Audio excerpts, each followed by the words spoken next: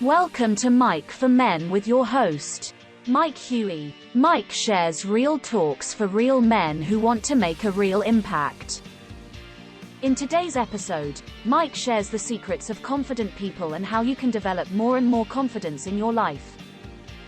And now, your host, Mike Huey. Confident people understand that there's a huge difference between confidence and self-esteem. In the last generation or two, we've been raising young people to have this strong self-esteem. You're hearing that a lot in the parenting books, and people, I want to have kids with strong self-esteem. Self-esteem is really based about value of the individual as a person, that you're loved, that you have value as an individual. Confidence is something completely different. People that have strong confidence, yes, they have a strong self-esteem, but that's different. Confidence is, I know that I can do things that maybe I couldn't do before. I have confidence that I can go after things that maybe my previous self, I would have been scared to do it, but I'm going to go after that. Confidence is different than self-esteem. And people, one of the tricks with confidence is they understand that. So you can tell yourself your value and you're great and you're this, and I have self-esteem, and you're not building confidence to do things. So there's some tricks and some traits of people who have strong confidence that we're going to be talking about today.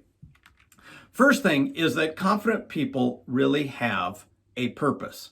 They are not just following the masses. They're not just going along with what their friends are doing.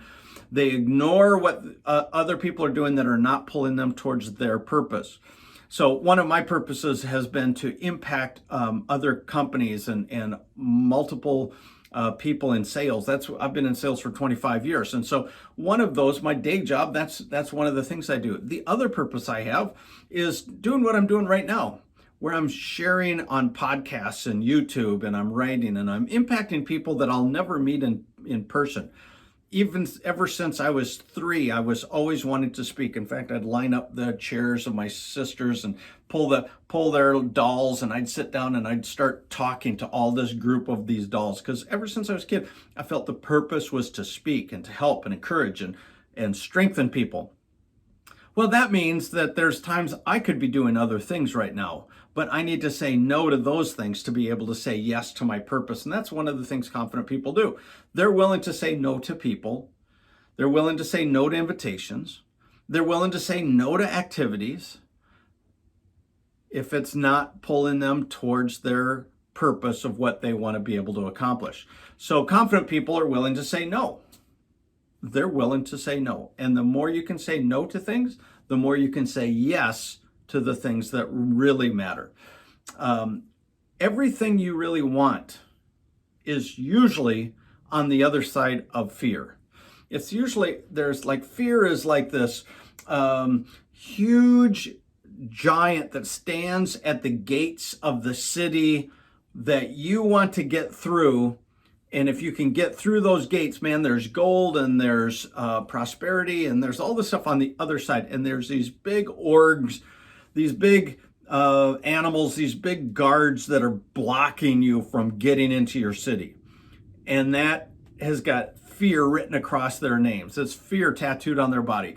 Fear is what's blocking you from getting to what you're trying to accomplish. And so one of the things confident people do is they know they have to overcome challenges. They have to persevere. They have to keep trying in the face of fear. It's not that other people aren't scared. It's just that they know how to operate when the emotion of fear takes over. So when I was an infantry officer, I learned how to, I was in charge of 35 men in an infantry platoon. And one of the things we went through training over and over and over was, if you're going on a patrol and you get ambushed, what do? Well, all of a sudden claymore mines are exploding, or, bullets are shooting, things are blowing up. Fear locks people down. In the middle of an ambush, the people that are feared hole up, go into a fetal position. They're not sure what to do.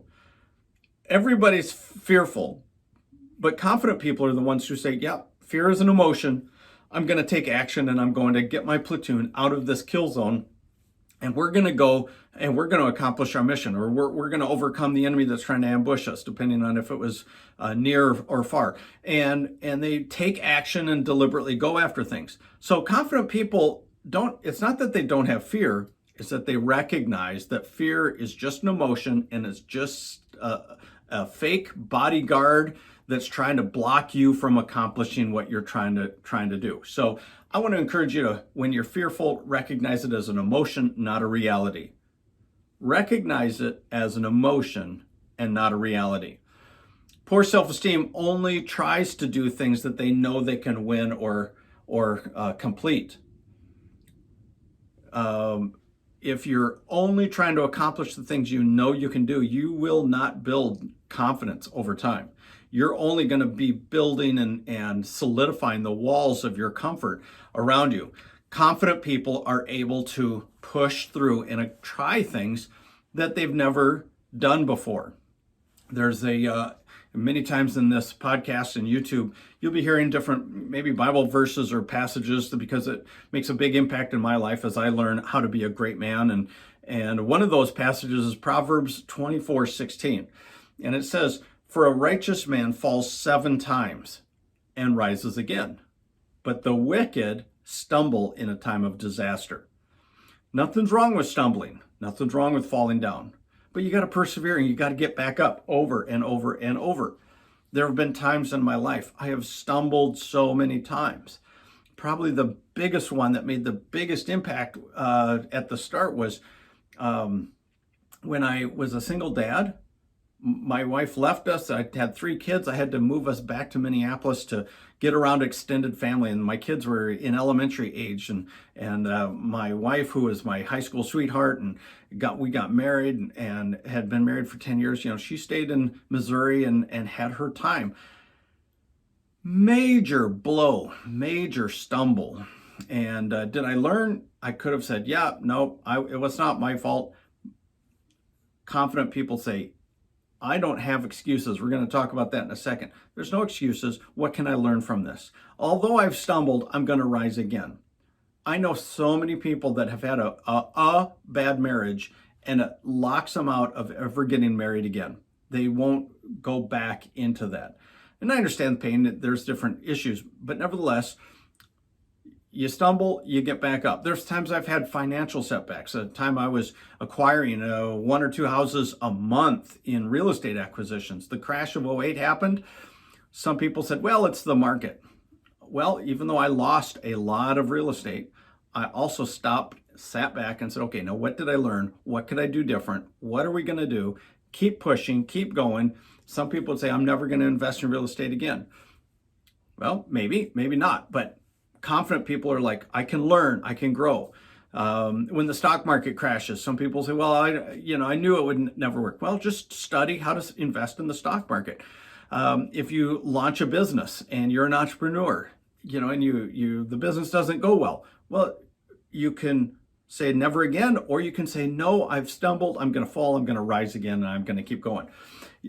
Confident people step outside their comfort area, and they embrace change. And they also have a no excuse mentality. There's no excuses. We're completely responsible. In my day job, I am a consultant for CEOs and sales leaders, helping them scale their companies. And one of the stories I want to share was a sales leader who was struggling with a top salesperson. That salesperson was the top person, but the company's profits and sales had leveled off. Even though she was the top person, nobody was growing.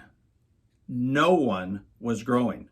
And so when asked about, what is she trying to do? What is she trying to accomplish? She simply made this thing, well, when the market's up, my sales go up. And when the market goes down, my sales go down. Confident people are saying, I'm not dependent on the market. I'm dependent on myself and my traits as to what I'm going to do to accomplish my plans, my purposes, and that's how you build confidence. Confident people also take care of their minds, what they're listening to, what they think. We'll talk about that more in other episodes. Their body, exercise. Again, other episodes we'll be talking about this. whether it's exercise or the diet they eat or whatever it is, and they take care of their spirits. And we'll be talking about that in a future time. But kind of playing off of a little bit of that, kind of connecting the mind and the spirit. One of the things that shocked me was I ran into had been friends with a guy, and I noticed that like in 3 or 4 years, he had really grown in his net worth. He went from almost nothing to making hundreds and hundreds of thousands of dollars a year. And so I said, hey, what is your secret? And he said, well, if I tell you, you're going to think I'm a little nuts, because the average people don't do this. Average people go, that's kind of weird, because they think this way. Confident people think a different way, and confident people think in these things called declarations or affirmations. And so when he said, yeah, every morning I put up what I'm going to declare to myself. I look in the mirror and I say this over and over, and it changes my confidence that I can go out and I can do this. And it gives me the strength and the creativity to go for it. So one of the things I wanted to share with you is some declarations out of the book of Psalms. That's Psalms 112. And if you say these declarations, it's not that you're just saying it. I mean, I could read this to you, and that's one thing. But we really internalize things of emotion. I mean, what are the things that stood out to you in your past? The memories of your parents or your siblings or your teachers. It's usually the memories are tied to some kind of high emotional event, whether a high emotional positive, really felt love, joy, excitement, fun, or emotions of negative impact, pain, surprise, accident, sickness, something like that. Emotions really tie into our spirits, and it locks in memories. And so when I read this, I could say, I'm a blessed man because I revere God. I greatly delight in his commandments. That's all out of Psalm 112. But it doesn't make an impact, doesn't stir you at all. I could say my descendants are mighty in the land. Okay, great. That's awesome. But if I say declarations with emotion, and I say, I am a blessed man because I revere God. I greatly delight in his commandments, and my descendants are mighty in this land. You can feel the difference, and it actually locks it into your spirit. You become much more confident. Some other declarations out of Psalm 112. My upright generation will be blessed. Wealth and riches are in my house. Wealth and riches are in my house. My righteousness endures forever. When I am in the dark, light arises around me. I am gracious. I am compassionate. I am righteous. And because I am gracious and lend to others, it's well with me. I conduct my affairs with justice. I will never be shaken. If you could say, I will never be shaken with emotion over and over every day for the next 30 days, I'm telling you, the political world, the financial markets, nothing would shake you, because you say, I cannot be shaken. Since I am righteous, I will be remembered forever. I will never fear evil. I will never fear evil. I will never fear evil. My heart is steadfast and trusts in God. My heart is upheld. I do not fear. I look with satisfaction on my adversaries. I give freely to the poor. I don't give stubbornly. I give freely to the poor. My righteousness endures forever. My horn is exalted in honor. So you can see a little bit of, by making those declarations every day, whether it's Psalm 112 or you write them up yourself or you find some other things in scripture, whatever it is, and you say them your spirit and your mind will start to believe what you're hearing, and that is a secret of confident people. The other thing that confident people have is they really do see God as their strength. Judges 5:31 says, may those who love God be like the rising sun in its might. I mean, that means like there's nothing you can do each morning to stop that sun from rising. You just can't do it. You can wish it, you can pray it, there's nothing you can do to stop the sun from rising each morning. And the Bible says those who love God are like that. It just cannot be stopped. And 2 Timothy 1:7 says, "For God has not given us a spirit of timidity, but of power, love, and discipline." Power. You have power, you have love, you have discipline. Those are secrets of highly confident people. Psalm 18:1, "I love God, my strength." Again, confident people see God as their strength. Psalm 18:39, "God has girded me, prepared me with strength for battle." Psalm 28:7, "The Lord is my strength and my shield." Confident people see God as a great resource for confidence because they hang around God, which takes us to the next point. Who do you hang around with? The people that are confident really guard and watch who they hang around with. We talked about hanging out with God. I want to encourage you, confident people hang around confident people. They leave echo chambers. What's an echo chamber? Somebody said, I'm surprised some people don't know what an echo chamber is, so I'm going to share that with you. Forgive me if you already know it. But echo chambers are when I'm with a group of people and they are saying the same things I'm saying. I say something and I hear the same thing back. Confident people are strong enough to be able to say, hey, I want to hear people's opinions that are different than mine. They leave echo chambers and they join groups where people can stretch their thinking, stretch their mind. That's confidence. If all you hear are people that agree with everything you think, whether it's politically, they're in the same economic status as you are, they think theologically or biblically the same way you think, they think life and their connection with either the rich people or the poor people are the same as what you think, you're in an echo chamber. And the best thing you can do to build confidence is to get out of that echo chamber. Leave the rooms they're at. If you're, somebody once said, if you're the smartest person in the room, you need to find a different room. Got to get around confident people. And confident people are willing to have their ideas challenged and pushed back because they know somewhere their thinking's not accurate. And it helps other people being able to tell them where they're wrong. Another secret of confident people is that they serve other people. They're service-oriented, not give me, I'm the boss, I'm the person, and so I want to be treated like royalty. Confident people are service-oriented. They're real with people. They're vulnerable with people. And confident people actually celebrate other people's success because it's not about them, it's about other people. Confident people are servant-oriented. Another thing confident people do is they're continually learning. I think one of the best things that happened to me in my life was I was working for a software firm in Missouri that was founded by a couple professors and some students. And because it was founded in a classroom and it became a software company, they created a culture of spending at least 10% of your time doing continual education.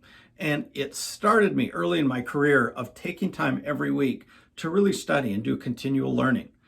Since then, it's really expanded. I mean, I've learned how to speed read, and we listen to audio books in the car all the time. I'm going to seminars, conferences, web, YouTube channels, and podcasts, and just constantly learning what we could learn. And so now I have a reputation at work as a guy who they say, I don't know how he reads so much, but he does.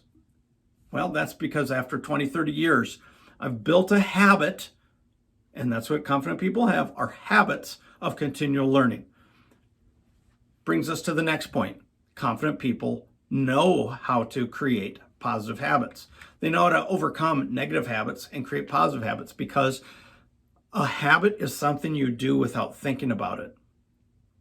A habit's something you do without thinking about it. So therefore, habits need to be created so that you can do things without thinking about it.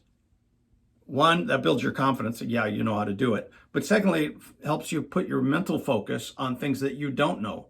And so we all have negative habits maybe that have cropped up in our lives that we have to break. Confident people are willing to look those negative habits in the face and stare them down and say, no, this is not going to happen. And we'll talk on another episode about tricks of creating habits because I've overcome addictions. I've I've been able to create some great habits, and there's a lot of resources out there on creating habits.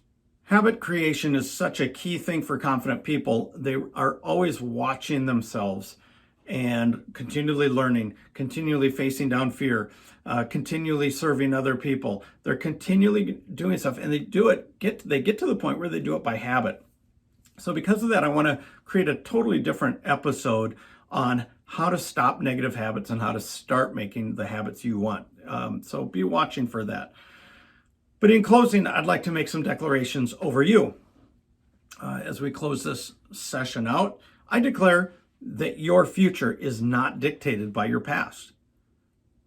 Confident people know their future is in their hands. It's not dictated by what their parents said they should do, a teacher said they should do, or anything like that. I declare your future is not dictated by your past. I declare not only are you valuable as a person, but you are beginning to increase your skills, develop abilities, and master the things that will make you a great impact to you, your family, and your legacy. And I declare those things to you in Jesus' name. Thank you for listening to Mike for Men. If you enjoyed listening to this in a podcast, please subscribe and give us a review. If you are watching this video, please subscribe and click the bell below so you will know when the next episode comes out. If there is a topic you would like Mike or his guests to address, please write them in the comments section below. Again, thank you for listening.